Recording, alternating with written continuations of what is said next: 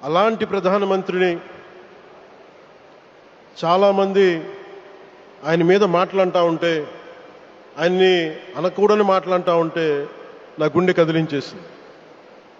నా కన్నీళ్ళు వచ్చినాయి, బాధ వచ్చింది. దేశం కోసం కష్టపడే వారికి ఇవా చివరికి మనం ఇచ్చేదేం. కొత్త తరానికి ఏం తెలుసు?